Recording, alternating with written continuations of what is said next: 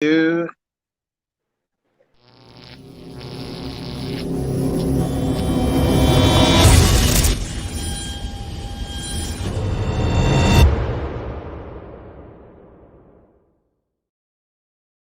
What's good, party people? This is According to Woods, and I have the honor and the privilege of talking to my good friend. He's your good friend.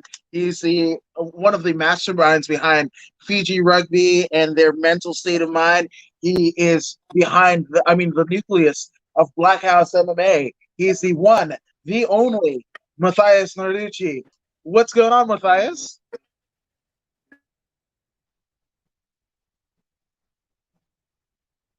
That was a great intro. I appreciate that.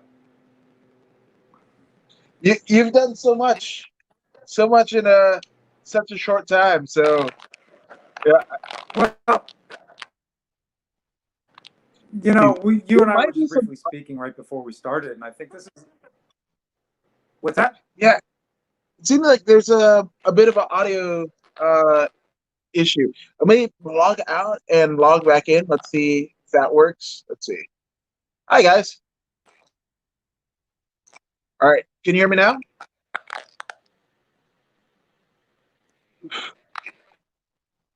I can hear you. It's still a little choppy-ish. Yeah, it's a little bit choppy. Go ahead and let's see if you Now can I can't hear you. log out and log back in. That might help. I can talk. Yeah, Is that it better? seems like it's on a delay. Go ahead and log out and then log back in. Sometimes that helps. Hey, guys. And if you guys haven't already done it, but I'm According to Woods, and I do podcasts mostly in the combat sports realm, but in other things too. And I strongly encourage you to like, share, and subscribe to the According to Woods YouTube and Facebook pages. Your support helps me grow, helps me essentially interview and podcast to people that you love dear and getting those comments because it's not just limited to MMA and pro wrestling or whatever. Because if you've got a story to tell, let's go ahead and tell it together. I'd like to have you on the podcast. So that's that. Yes, and he's back. So everything good? I'm back. Seems good. Seems Dead good. right, he's back. So I mean, you're essentially a renaissance man in the world of sports and mindsets and everything like that. How did that start?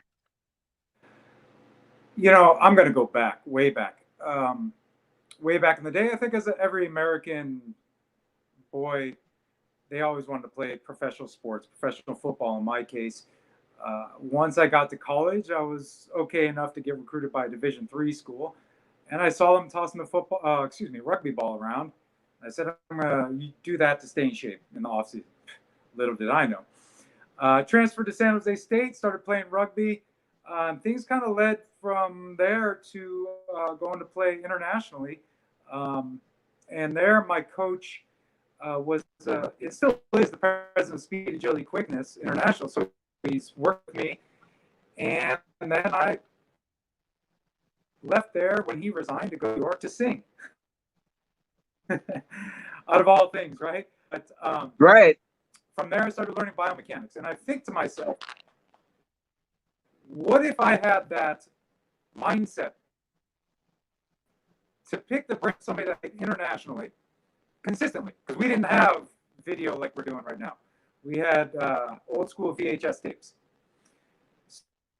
So as I started learning more about mechanics in the body and speed and power and explosivity and doing a very specialized neuromuscular therapy, started leading into hypnosis, becoming a hypnotherapist, and recently a beyond quantum healing hypnotherapist. So really trying to get to the root of the cause, the why the athlete is here.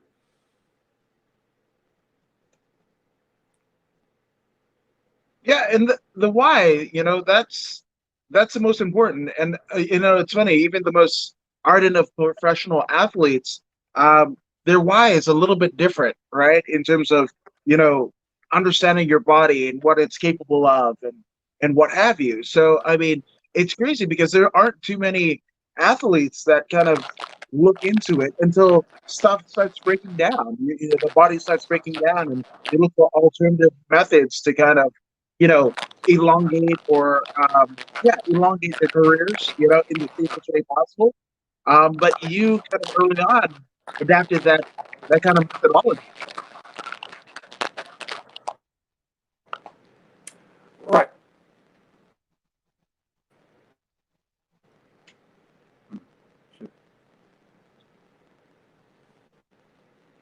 Seems like we might have lost.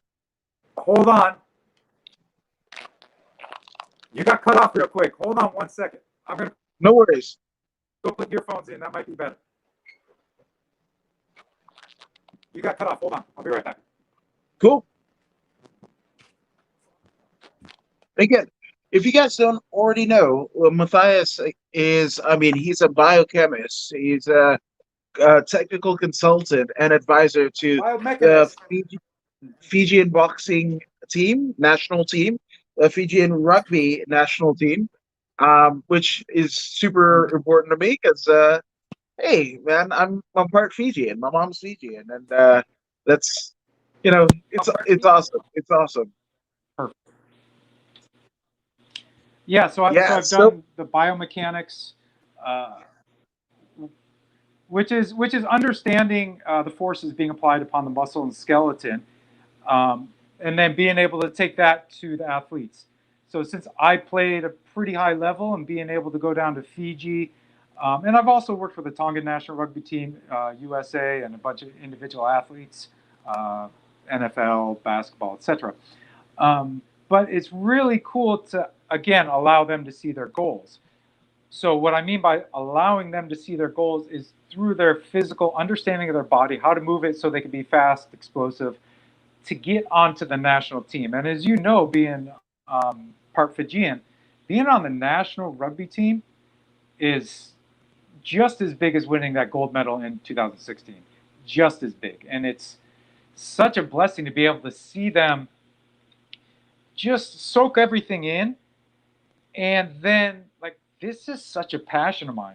Sometimes work with the youth athletes elsewhere, their focus is not there. But when you're working with national team or even the MMA boys or boxing, they have a goal, and I'm very excited to be able to help achieve that goal. And again, I think I'm on a little bit of the same path but different because we're getting more and more into the why of it with the athletes I've been working with, because that's the main crux of it, like you had mentioned. But the why from the heart, because the heart is always going to tell you yes or no, basically. And so we don't know what's going to happen. You get in touch with your heart, you might even be able to see the actual event, MMA, boxing, and say, God, okay, I won it. I was able to play it out in my mind. But what happened? Oh, from there, because you went down, you signed this one young man's shirt. He thought you were the greatest thing ever. He ended up opening up a facility down, let's say, Nigeria, and those 25 kids are now doing MMA or boxing and expanding it out from one small event from getting in touch with your heart. no, absolutely. And I've actually been getting into, and it was recommended to me a while ago, but I finally got it. But the book Outliers, I've kind Oh, of been yes. I've been delving Yep. into that, and even in downtime, right? To me, you know, sport is one of the most compelling stories that anybody could tell because um, it always piqued my interest on, you know, watching Superman as a kid. But if you jumped out your window, you wouldn't fly.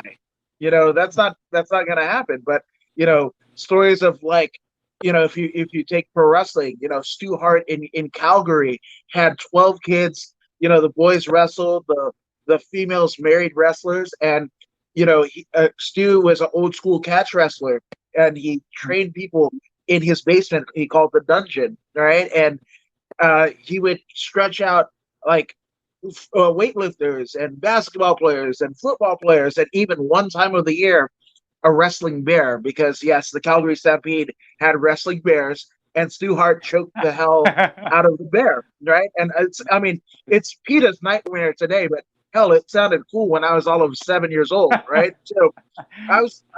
I wasn't even interested in any type of superhero or whatever. I wanted to be the dude who choked out a bear, like with my bare hands. What cooler story to tell on the play yard than choking out a bear, right? So I've always been Exactly. interested in what people, you know, that were born. I mean, similarly or theoretically speaking, born same as you, and what makes them great, and what did they do? Was it a mindset? Was it a method that they followed? Is it rule based? Is it ethics code? And that why it's different for everyone, and that's one of the cool things about doing these. Everybody's in this kind of sporting world or world in general, and but if you go to the actor, you go to the waitress, you go to the person cleaning the floors, you go to the mixed martial arts athlete or whatever, all across the board, even though each of the people have their own subsects of community, the reason why people are doing it, that same thing, is completely different. 100%, 100%.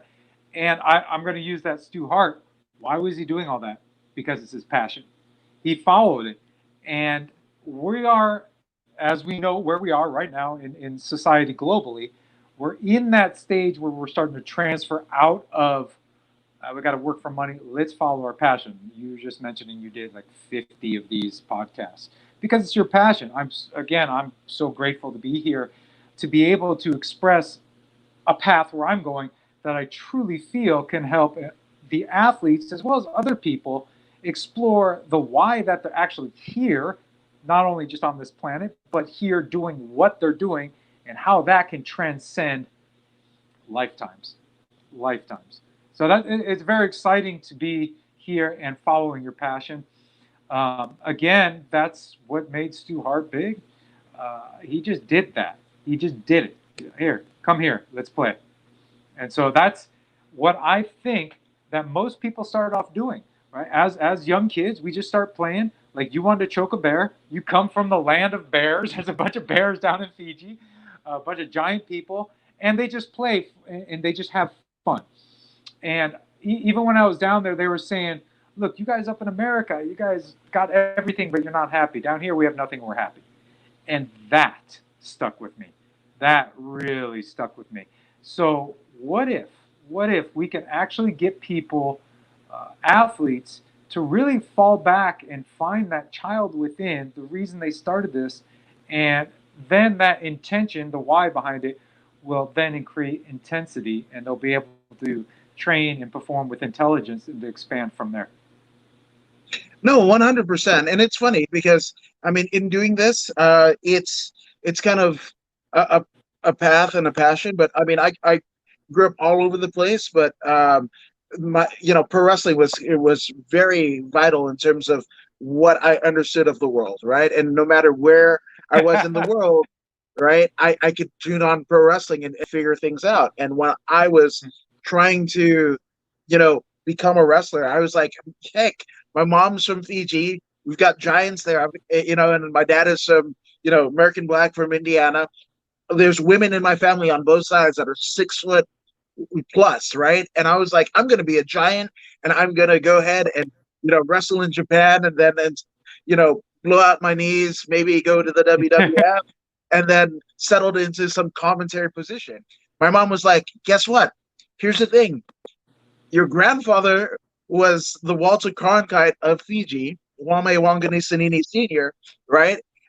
Created the Fiji Post along with my uncle, and he was just like, those guys, right? They're gonna have to retire, but the guys wearing the suits that are talking about it, they have a larger and longer career safely than any of the people that you see in the ring. So yes, those guys and girls might sell the T-shirts, but that guy behind the desk, that person, not only is it not, are they not going to get injured, but I mean, they're vital to the whole deal. Why don't you do that, right? And it wasn't until after, you know, like even my parents passed away, did I realize, hey, this is my purpose. I mean, I've never felt more alive doing it, but again, it's, what you did, when you were younger, right? When you were your most innocent. right? That Mhm. usually is the North Star. I want to be an astronaut. I wanted to be, I mean, some people, you want to be Yeah. a trash picker upper because that's the Mhm. biggest truck that, some people would see.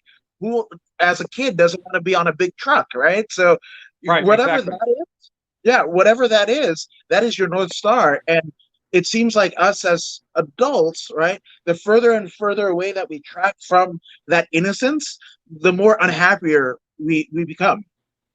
You're 100% correct. You are 100% correct. And I think, uh, at least in my life, there's some sort of quote unquote traumatic event. And when you look at other people, it's not that traumatic, that forces you to come back to this passion. Literally, what I did, 2014, I think it was, I was coaching track and I love rugby. I was like, and I would even talk to the kids like, you should play rugby. You should play rugby. You should play rugby. Um, so I just took out the notebook and I wrote down a story. You could change any story any day. I wrote down the story, literally Fiji. This is before I met anybody to get me down there. Wrote it down. I'm going to work with the Fijian national rugby team, and just wrote it down. Contacted them, um, and they did want me there after the World Cup in 2015, but just things were in flux, and that's where actually my good friend Manasa, just about that time in 2014, had hired Ben Ryan, who went on to win the gold medal as the coach with Fiji Rugby. But I ended up meeting the people that got me in line, that made everything so just smooth for me, and the people that I met. That's why I love that. The Islanders have so much passion. You could hear it in your voice. We could see it with you. It's wonderful. The good thing about sports is what you and I see on TV is just a small part. There are so many roles in sports.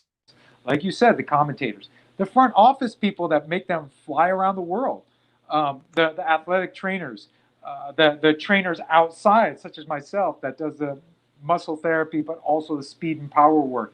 There are so many routes in sports, and that's just a great thing. So you can still have that. You may not have the playing career after 35 years old, but you can still have the announcing or whatever you do up to 75 or whenever you want. Again, it comes down to the intention or the why behind it. Absolutely. Now, I mean, it's crazy because when you think about it, right? The fact that you put it down on on paper, right? What you wanted to do, that the mental, in anything you do, if you're going for that new position at work, or you want to expound your financial means in whatever, the mindset and putting it to paper is so pivotal, so important. Uh, you deal with athletes all the time, but you hear of the story of the vision boards, and hearing the announcer hear Yeah, your name, and after every sparring session, right?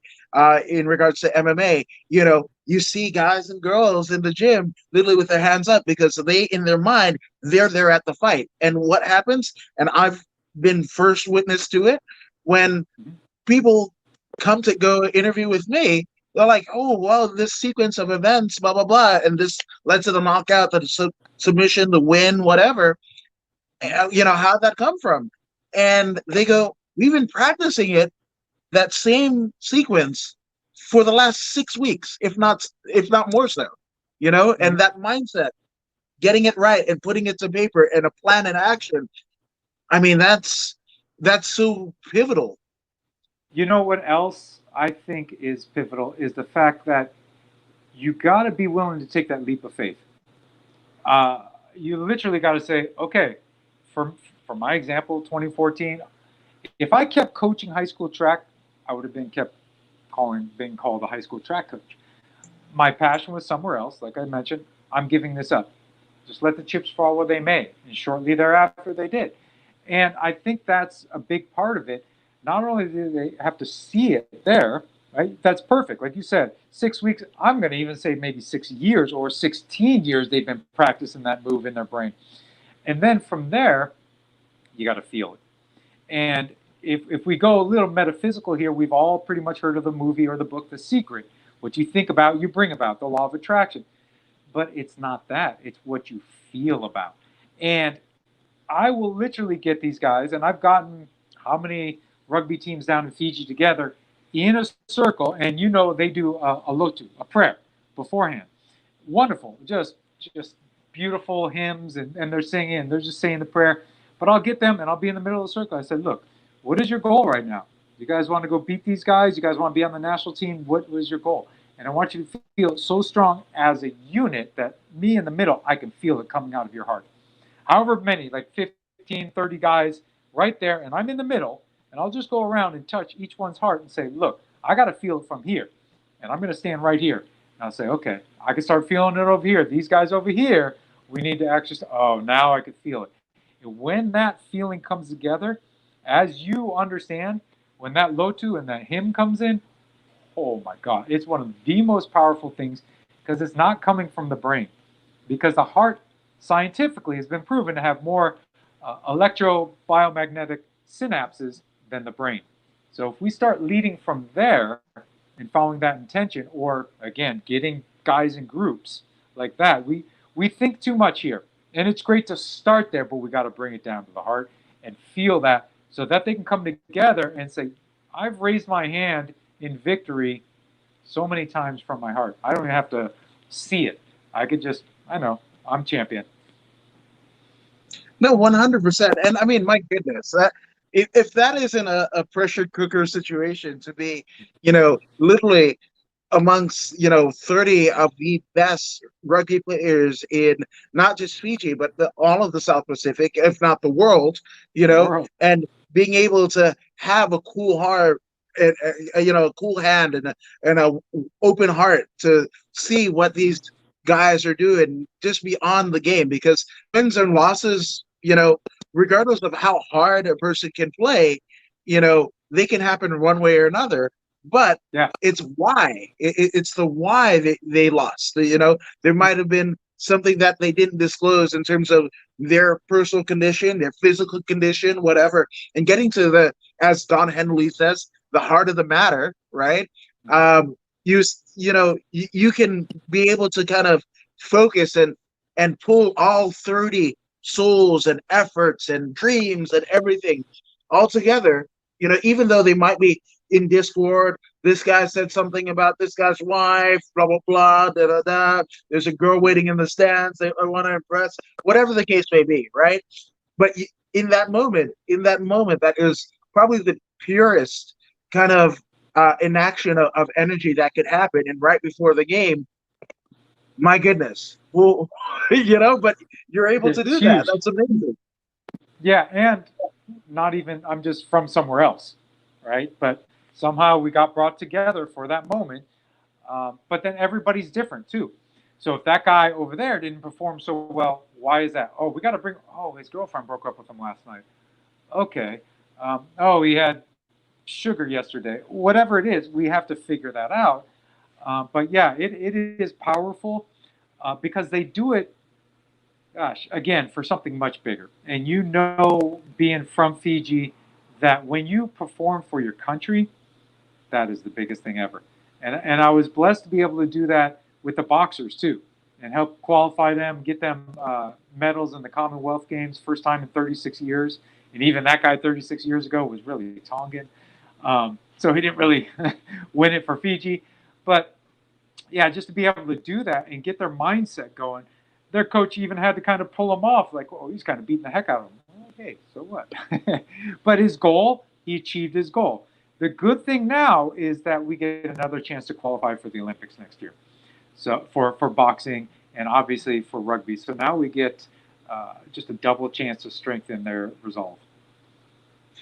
That's incredible. I mean, I've got goosebumps kind of talking about it, and it's something that is deeply passionate to me, because I mean that's part of my heritage, part of my culture, and why was it Fiji? In that, obviously with your knack of professionalism and what you see, why was it Fiji that was the place that ended up, out of all the places in the world, that ended up on your note to yourself? Well, by playing rugby in the United States, I've played with a lot of Islanders, and not necessarily being the biggest guy, I could hit like an Islander. So it just kind of flowed. Um, I've worked with the Tongan national rugby team. Like I said, the U.S. out here, it just seemed, it just came. It was just such a natural flow that these are the guys I have to work with. And so it just kind of happened like that. And again, one of the guys I played rugby with, he was actually with the rugby club before I got to that rugby club out here in Los Angeles. He was with Fiji Rugby, and now he's the president of Fiji Boxing. So he's a good friend now, but back then I didn't know him. So there was also that type of a connection, even though I didn't go through him. But it just kind of happened. I've always felt in my life that I've been an islander, like a white boy islander type thing. You can kind of see I got some whales above me. It's very island-like. It's like I'm just should be living on an island and doing the hula and playing the ukulele, which actually is over here on the other side of the room. Um, it just also, I feel like that was part of my calling, my vocation. And I don't feel like I'm done with it yet, but I think I have to take another step somewhere else to be able to possibly come back there. And I also feel that the Islanders, they kind of get taken advantage of. And I am not very cool with that. That's not cool. You get the best athletes in the world, and most of them are just putting money back to give their family, and they get taken advantage of. And that shouldn't be happening in any sport. No, and I absolutely appreciate you saying that, because I mean, it's, and I've got both sides of the lineage in my, in my being, right?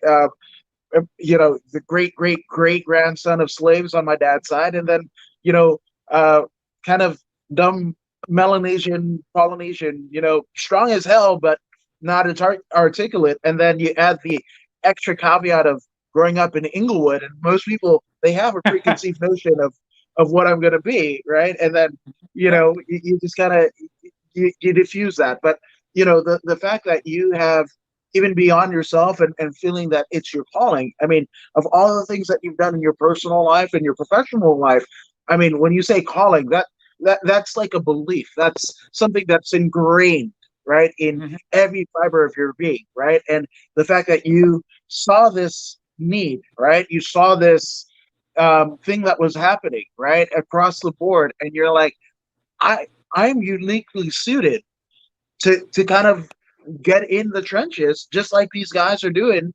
on a game by game, match by match basis. Well, Mhm. I'm in the trenches with them, right? And you know, this is not. This is going to keep on happening until I do something. And also, it's, kind of selfishly for me. I'm not that I'm helping out, but every time you give, right, you receive tenfold, Mhm. about yourself, about every, your circumstances, things that you used to worry about just somehow get solved, and that again, it's I guess no fault of your own, or but it's something that it's like a movable force meets the crazy object, and it's a cataclysm of goodness that happens. Exactly, exactly. And again, you said it great that seeing, I saw something, but I saw it here. And what happens is you can't believe or see anything if I don't see and believe it first, right?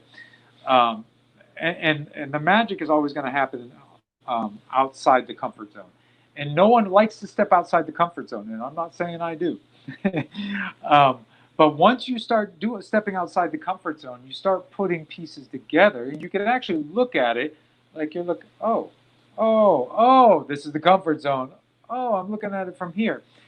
And again, then you can start seeing, you put things down, because again, if we look at things and you start writing, it gets in your subconscious mind. And then once it starts getting in your subconscious mind, things can start to flow there, especially if you try to back it up. And if you try to back it up with the belief in the seeing, then you'll see what happens. And again, I still feel that I have more work to do with them, and I would love that opportunity. It gives me a chance to travel to different lands and see wonderful people and friends now. Um, but at the moment, I think that's what I have to do here, and I have to do this for myself and for the young men that I coach up now. And it's a wonderful aspect that we have going on, but it comes from a challenged position. What I mean by that is we as men are taught to go out to be the lone wolf, and we're not really taught, right? We're not taught a lot of things. We're taught whatever society teaches us through education, some sort of religion, et cetera, mom and dad. And we can't necessarily blame them, right? We can't say, well, that's not my fault, but we can say it is my responsibility to take care of it. So it takes a village to raise a man. Because it used to be it takes a village to raise a child. Well, it takes a village to raise a man. And when you start opening yourself up and saying, look, this is what's happened to me. What's going on with you? I heard this. Yes, that's what's happened. Oh, well, let's resolve that. And like you said, I have these unique set of skills from being able to work with people on the track, speed and power work, weight room, understanding the mechanics of the body, neuromuscular therapy. But then I intermix the mental conditioning in with that, and then even take them aside and say, yo, what's going on? What's happening? Let's figure this out. Oh, that sounds like exactly what I was going through. Okay, maybe I can shed some insight on that. Maybe if you did this and this and this, that goal of being on the national team or an MMA champion might actually come true. No, 100%, 100%. And that's the thing, even if, it's one of the things to get optimal performance out of anything in life, right? Again, it's not just limited, and exclusive to sporting, endeavors, but everything in life, right? You have to be in one accord. And that's really when you become optimal, as a person, as a whatever, when you've got mind, body, spirit, heart, all of those working together, and it sounds so cliche, but that is the first thing that, and as we're seeing it now more so than ever in this kind of weird time in society, worldwide, not just here domestically, but worldwide, this has been the thing that essentially goes by the wayside. That we'd rather panic, we'd rather do all these things and hustle or attack each other rather than like try to get ourselves in a semblance of harmony. Yes, exactly, and that brings me to a point where I believe it's Taoism, and they talk about Wu Wei, which is nothingness. Which, if you look at the first number that we ever have, it's not one. It's where's one? One. It's zero. It is zero, and that is the whole. That is the whole. And what we as humans try to do is say, and many people have seen it in TV and weddings, I was a half till I met you, now I'm my whole. Well, how about we look towards whole? What that means also, I mentioned earlier that I said, I'm going to do this and give everything up just to follow this and just trust. And we need to trust now more than ever that God, source, the universe, the nothingness, the wholeness of it all is going to take care of it. But like you mentioned, we get so ingrained in, oh my God, this, that, the other thing. And we get freaked out and we freak ourselves out up here, but we don't feel it from the heart. And so we get that disconnect. I don't know about you, but personally, I feel right here in the throat, right? It's kind of like the 405 freeway when at rush hour gets all constricted right here when you want the flow. For me, right there, that's where I feel. I don't know where anybody else feels it, but that's that heart head connection right there that just gets blocked up in here. And then we look, that's the area where we're supposed to be able to speak our truth. So if that's open, which for me lately has been more open, I'm able to speak my truth now and be able to say, look, this is stuff that's been happening in your life. It's kind of happened in my life. Well, let's put this together, understand this, that, the other thing, and we can start working together. And maybe, even though I may or may not be a whole, I might be able to help you be a whole. So that when you're with that other one, you can get two wholes together to form the one. So that's kind of what I look at it as. But we get so distracted, like you mentioned, by all this drama that's going on, and literally it's drama. That's, to me, that's it. It's like, come on, we don't have to worry about anything. We can create all the issues we want right up here. So let's just trust here and see what happens. No, 100%. And again, I literally, I mean, it's been the last month and a half that I've really like gone in all in, doing podcasts and everything. But that's just the last month and a half, right? We've been in quarantine for the most part since March, right? I think I did a Jim Crasher Yeah. show on Tuesday the 9th, and then by the 10th, everything shut down. The 11th was supposed to be troops, Blake Troops heavyweight title fight, you know. Yeah. Um, 13. the Yeah. 13th. So again, so 10th, yeah. So about the 11th or 12th is when like things kind of shut down, right? And Yep. I mean, Yep. I knew how bad it was going to get by actually going to the weigh-ins that Thursday morning. Well, it was supposed to happen, and seeing that there was nobody in the ballroom, not even a gauge set up, like literally 24 hours before the show. And then I had to look at Lights Out Extreme Fighting's Instagram page, and they were like, "Oh, we're shut down as of 18 minutes ago," and that's how quick life can go from literally, you know, where I live to Commerce Casino. I mean, it's an 18-minute drive Boom. down the five, and it just within from the time I left my house to the time I got to Commerce Casino, literally the world had changed.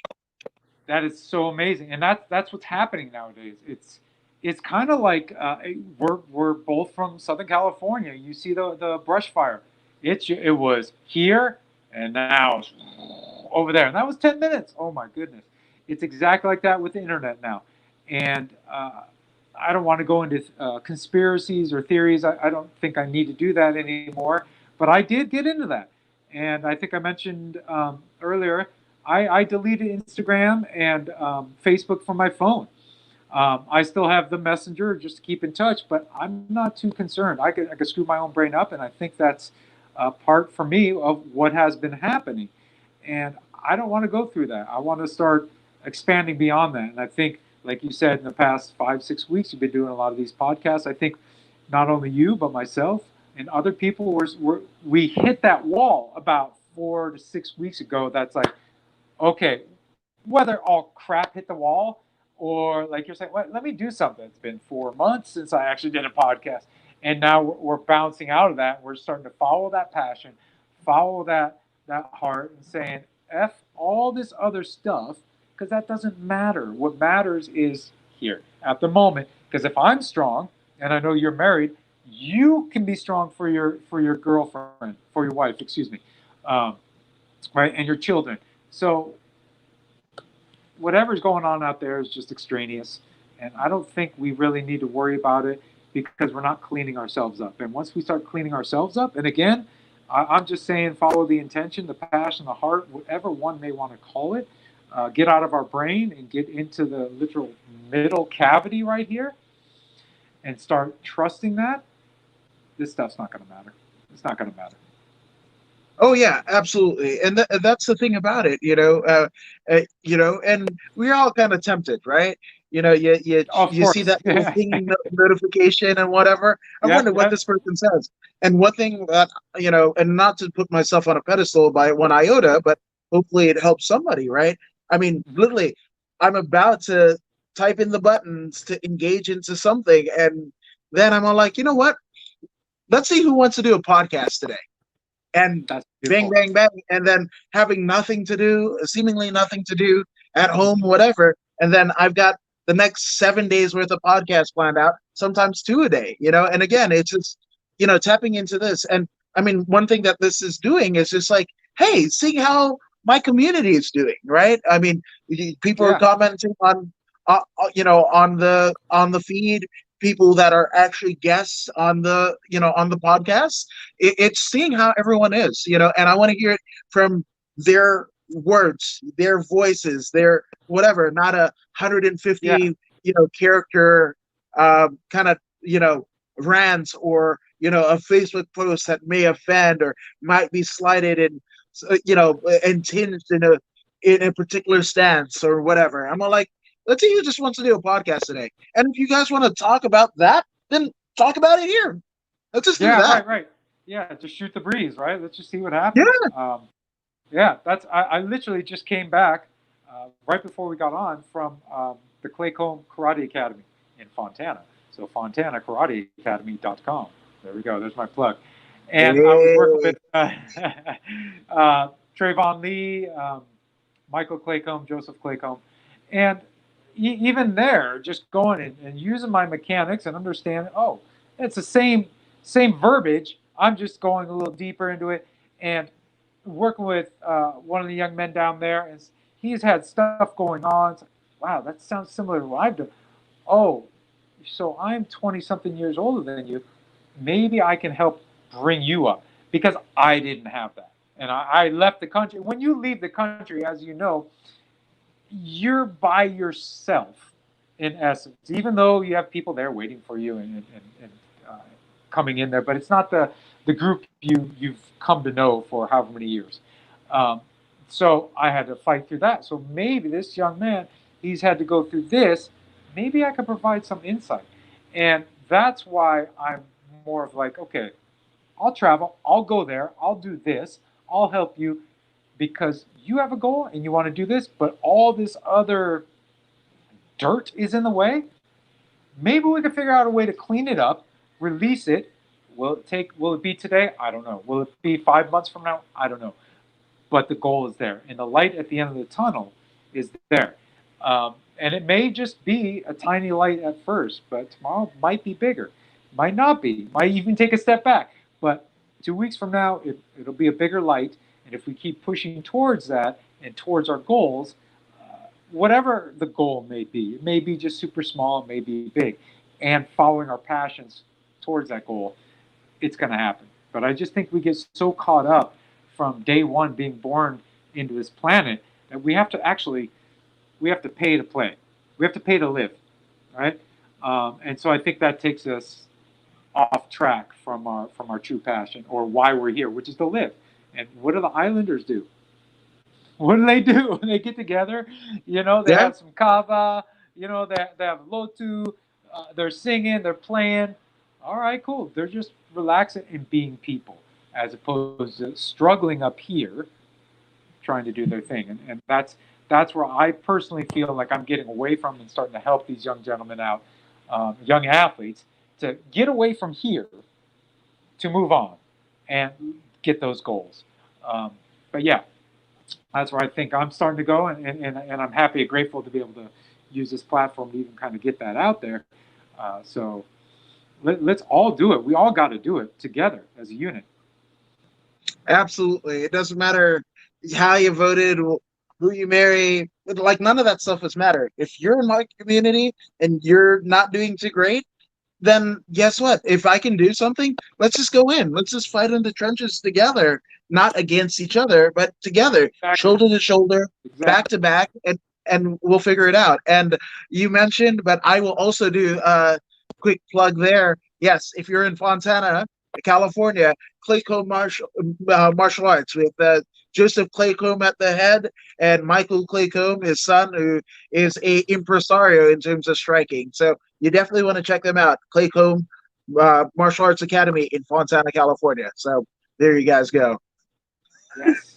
I told him I would give him a plug. So right on, right on. So yes, I agree, and I think that agree in terms of the community. And again, I come from an American football background where it's very Adam, I hope you get hurt so I could start type thing. And oh, you're not doing things right. The coach pulls you. It's a very political aspect. And unfortunately, sports are like that.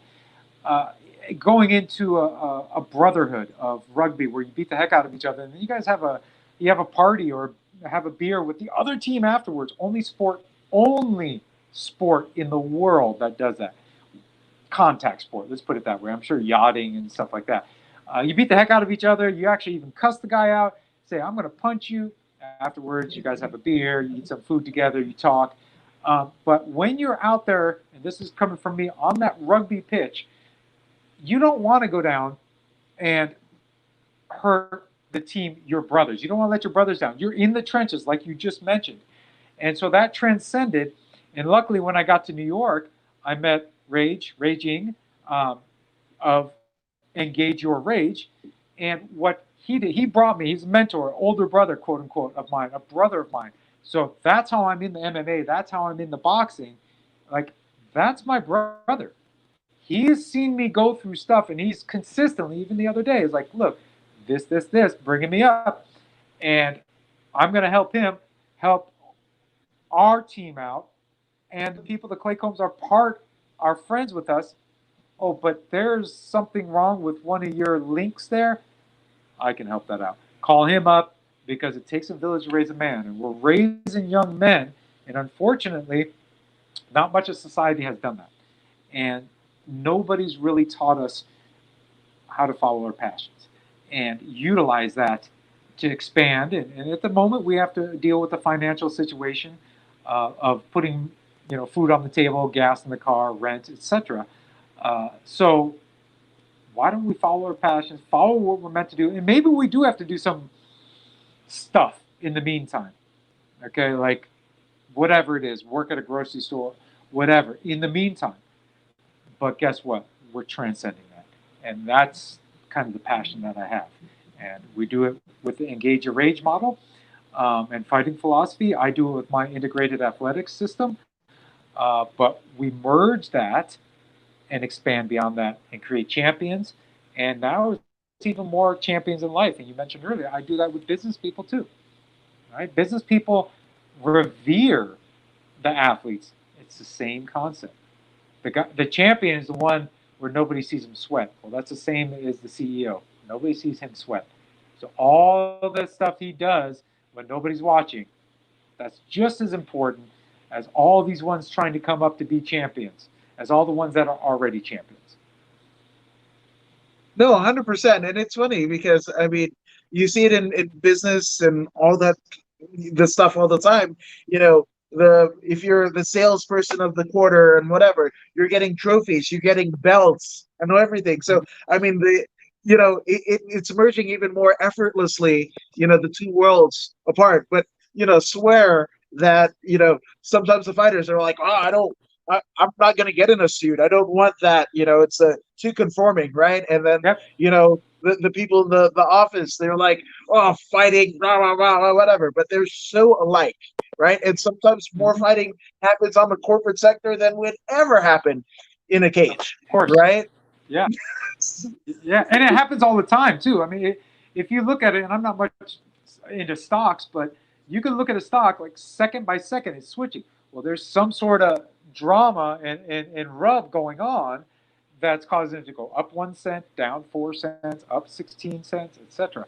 So, I mean, it's happening all over the place. And we just do it in a little bit more of a controlled realm. But yeah, it kind of comes back to what we're all going through. We're all going through this globally, where personally I think red flags should be going off in our brains, question marks. But again, I'm not going to get into any type of conspiracies or anything like that.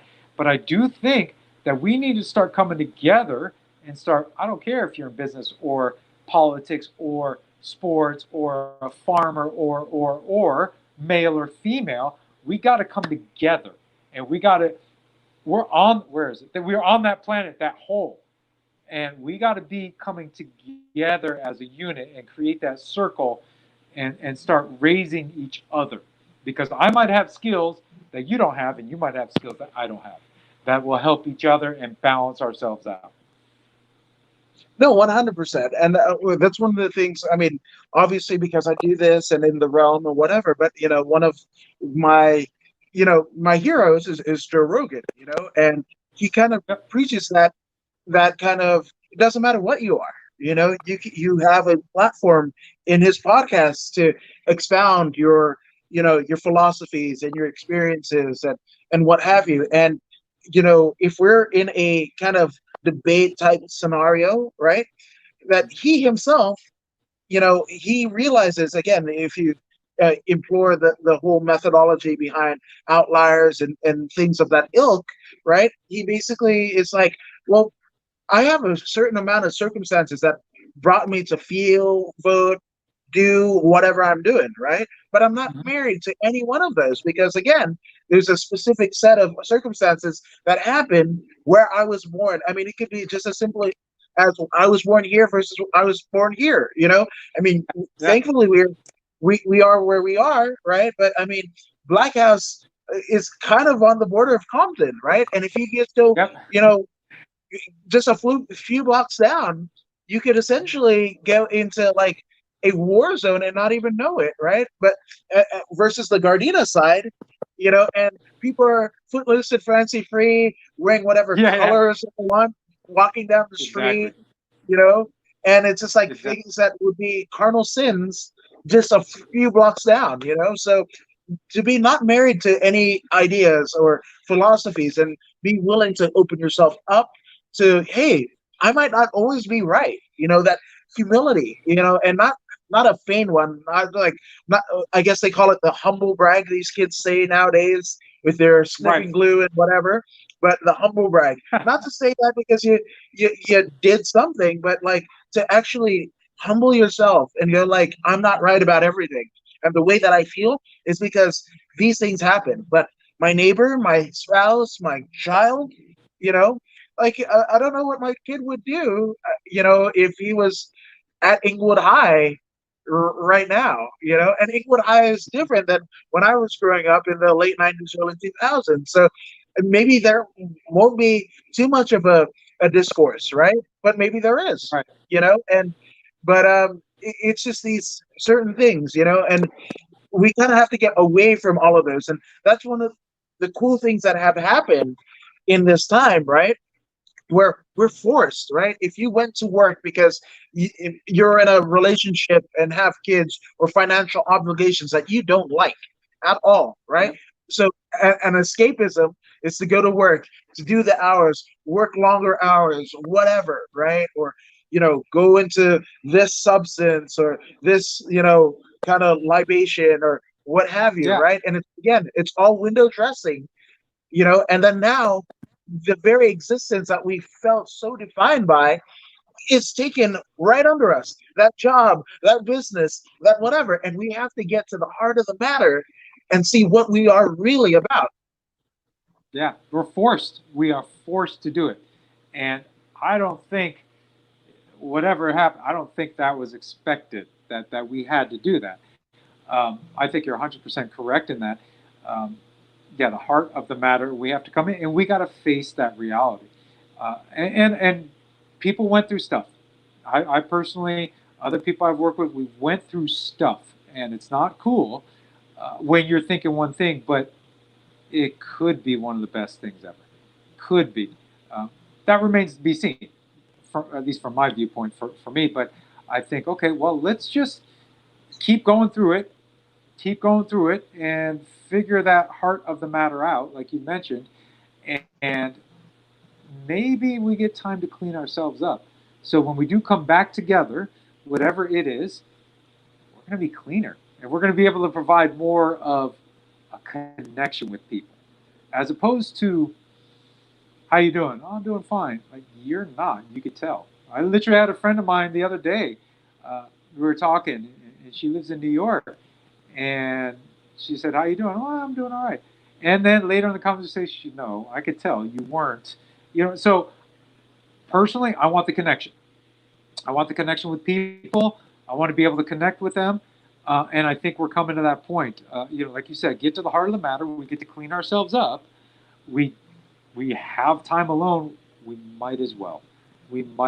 And people with children, I've noticed a young man I work with, he's just a little bit younger than me, working at home now, and his wife is working at home, his 8-year-old daughter, and sitting like right behind, and he's on the computer, the wife's on the computer, he can't really play with it.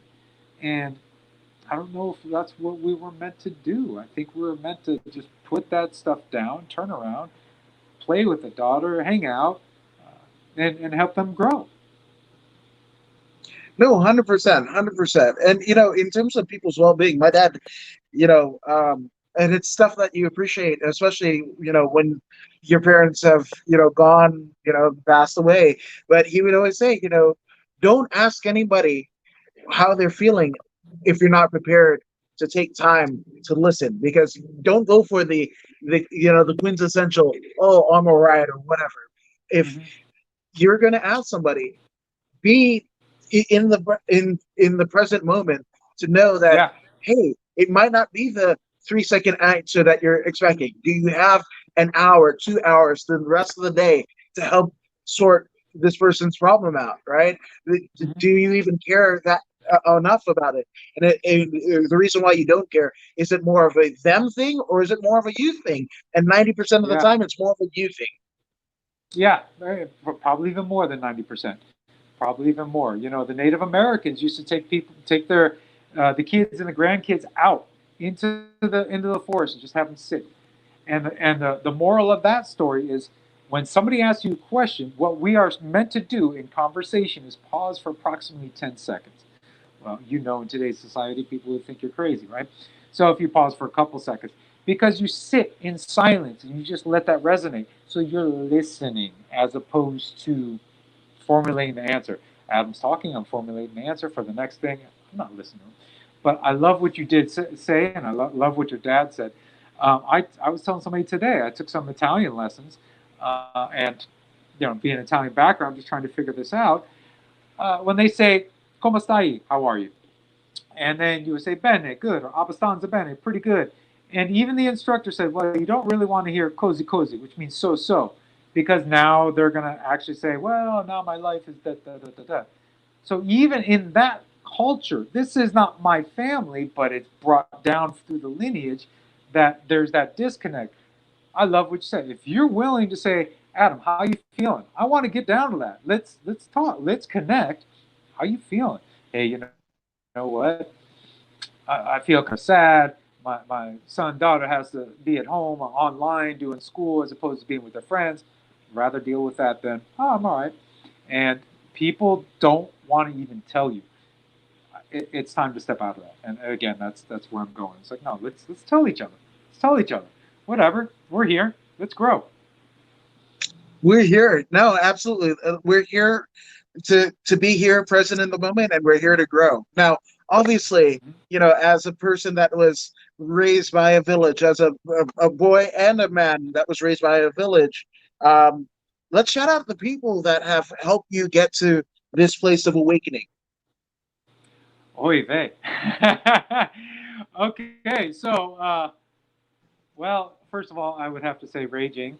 Um, he's been a dear brother of mine. Another dear brother of mine is John Petrie. I played rugby with him since the 90s. Um, man, there's so many. My coach Alan Pearson out in England, my brother. Uh, love him. He just had a really good conversation with him the other day, and he just pointed something out. He's like, "Look, bro, I listened." Like, you did. He listened deeper, and that really meant a lot. Most recently, yes, parents, but my mother has been there for me most recently, and I had a mindset that she wasn't, and over the past few weeks, I've felt so much more closer to her, and that means a lot. And my dad's been there, but I also see other things too. So I'm happy for that, though. Um, Dear friends that I grew up with from high school all the way through. I actually just reached out to my best friend from growing up through high school and college, Tim Schaefer. One of the young men I coach up is going to his former high school. He reached back and said, "Hey, if he's interested in doing law enforcement, I could put in a good word for him at the police academy in Magnet." Wait, what? I was just saying my buddy's going to this kid's going to your school, and he's reaching out without even knowing him. If he's interested, I could put a good word in for him. So what I've noticed is with all the people, and even I'm gonna backtrack a little bit. The ex-girlfriends that I've had, the most recent, all the way back, have even helped me come to this enlightenment because sometimes what we do is we go up and we're going up and we're great, and then we hit that plateau. And oh, that's challenging. You're going through the muck and mire and trying to deal with what you just grew here, and then you hit another plateau. Excuse me, you go up a ramp, and then you hit another plateau.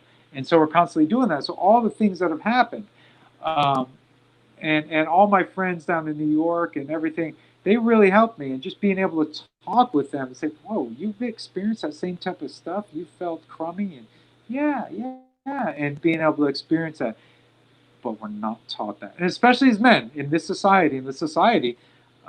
Like I said, I've lived in England. I've been to the islands. America, we're not taught to open up like that. Like, unless you win a championship, you're not taught to cry. All right? And so, being able to be a man in this day and age and saying, "Yeah, I cried this morning. I'm okay with it. Cool. Now, what's going on with you? I'm happy about that. Those people that even just listen, even you. I'm gonna say Adam Woods, right? No, but hey, having a Fijian brother up here is it's helped quite a bit. Even though we don't speak loads, but when I do see you, I know like okay, whew, oh, I got my island breeze right now. There it is, So, dude. We we all should. We all should have that. right, exactly. Banaka Bakalevu. Punaka Vaka love you. Well, Punaka. And for last but very not least, for those who want to contact you about your services, to see what you're doing in your life and in your endeavors, where can they find you? So I'm pretty much non-internet, except I will say everybody. I don't mind who you are. You could say you reached out, you heard me on this podcast. My email, business emails, integratedathletics@gmail. Inte, graded, past tense, which is graded, GRATED, graded athletics, plural athletics, integrated athletics at gmail.com. You can even call me on my phone. I'm okay with giving it out. Area code 917 495 4740. If you want to reach out on Instagram, it's Mathias_Narducci, but I'm not on Instagram anymore. But I can be. I could check it out, but at the moment, I'm not there. But again, feel free to email me, integrateddathletics@gmail.com, or phone number 917 495 4740. I'm very open to helping and creating a bigger community and connecting with people and helping the village to raise up men and women. That's brilliant. Well, thank you because I feel a part of that village in many ways. You know, You are. you've helped out my country's national teams. You've helped out some of my best friends, like Daniel Arpahan and one big bad bulletproof troop, Blake Troop. Let's never surrender. That guy, I love that guy. But I just thank you for everything that you've done. Thank you for being my friend.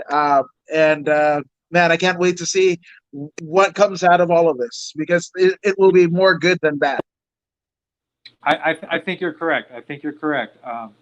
And I like to look at it like the movie Shawshank Redemption when Andy Dufresne escaped and he was going through the sewer.